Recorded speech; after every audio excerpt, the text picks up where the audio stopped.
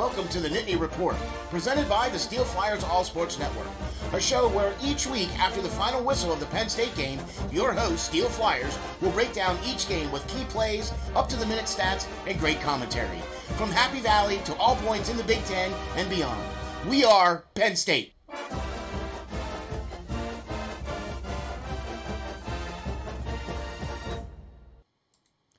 Ladies and gentlemen, welcome to the Nittany Report, and I'm your host, SteelFlyers, and welcome to another edition of the show. Thank you all very much for checking us out, and thank you very much for stopping in and doing all that other kind of fun stuff. Please hit the like and subscribe, and please do all that so we continue to move up in the ranks, and so thank you very much for that. Really appreciate that.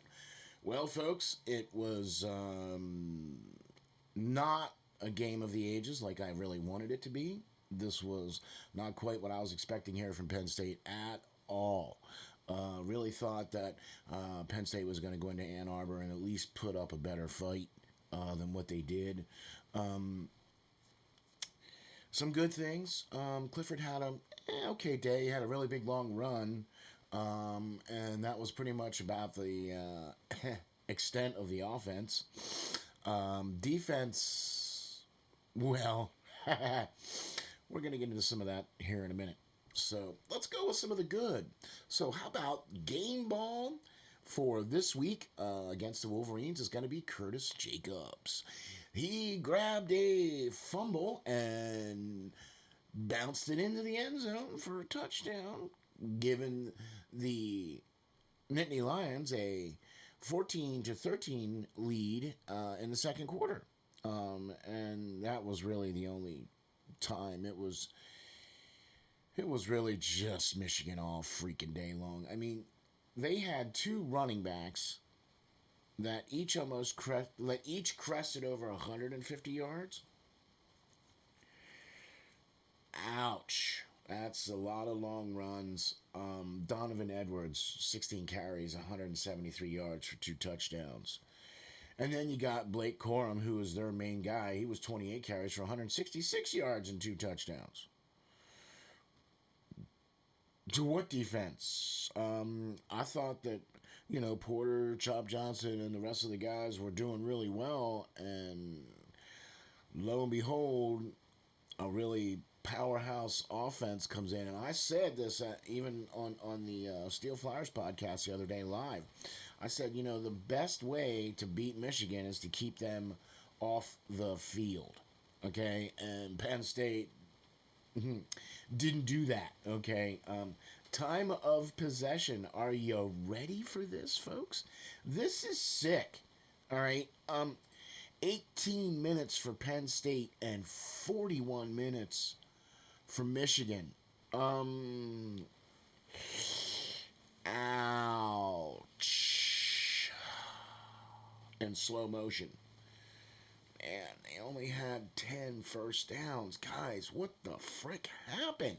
What's going on here? You had a week off?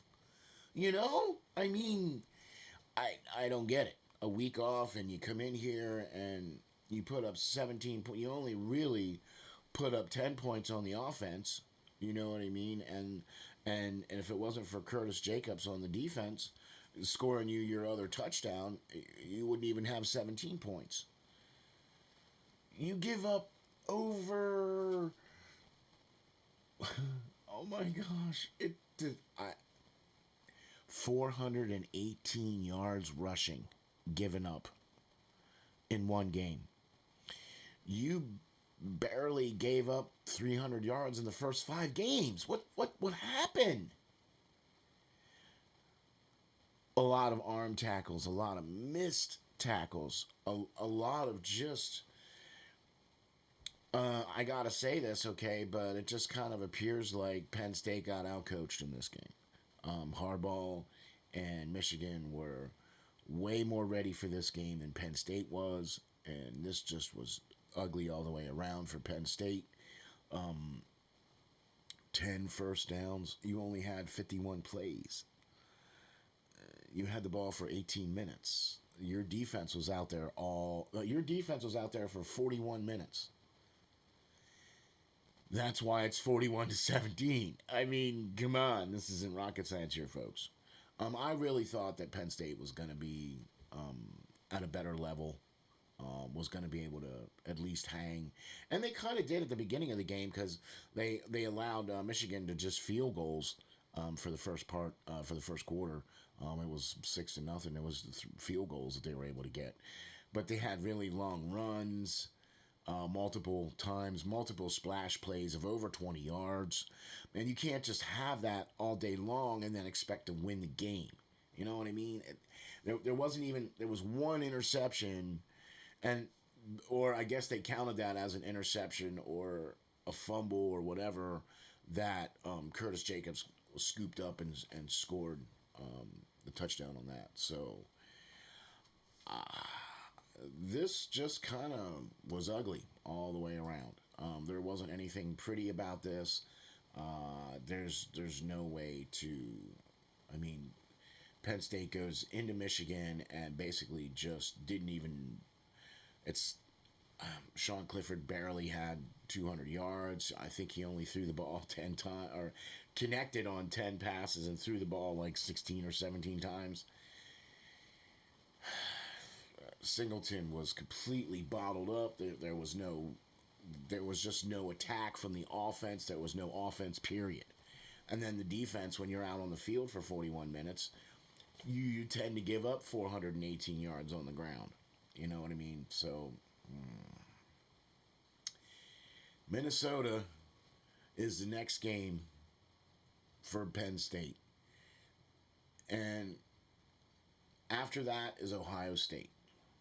And I gotta tell you, folks, man, this was a tough loss. I was really expecting Penn State to have a better showing here, but unfortunately that just wasn't the case because J.J. McCarthy and the Wolverines and Cronum and the boys there in Michigan, man, they just ran up and down the field all day long in Penn State, and there was nothing that Penn State could do to stop it.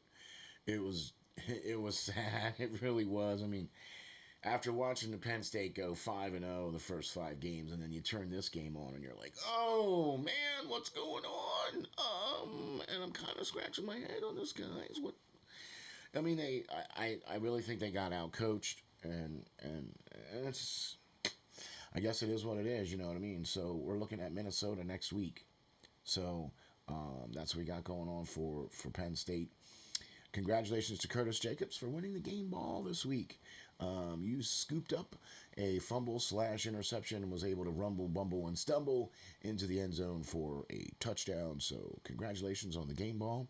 Once again, Michigan Wolverines obliterate Penn State 41-17. This wasn't even a game, really. It just really wasn't. So I'm hoping to have a better report next week because we like to report on the wins. But defense let us down. Offense wasn't out on the field long enough. And when your defense spends 41 minutes out on the field, you're going to probably lose more of those games than win. And so that's basically what happened. And Michigan moving on and moving up.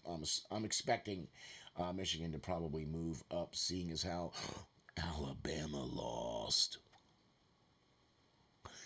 That's right, folks. Alabama lost to Tennessee. That's the surprised look on my face, by the way. So I have a feeling that the upper echelon of rankings is going to change around a little bit, I think, maybe, yeah, because the Volunteers weren't ranked quite as high. So, well, folks, that's SteelFlyers for the Nittany report for this week against the Michigan Wolverines, 41-17. Hopefully next week we'll have a better report. Thank you guys for watching, and thank you for checking us out. Please remember to hit the like and subscribe and ring the bell and all that other happy stuff to get us better rankings up there, too. So thank you very much and appreciate you guys watching and checking us out. We'll catch you all the next time. We are Penn State.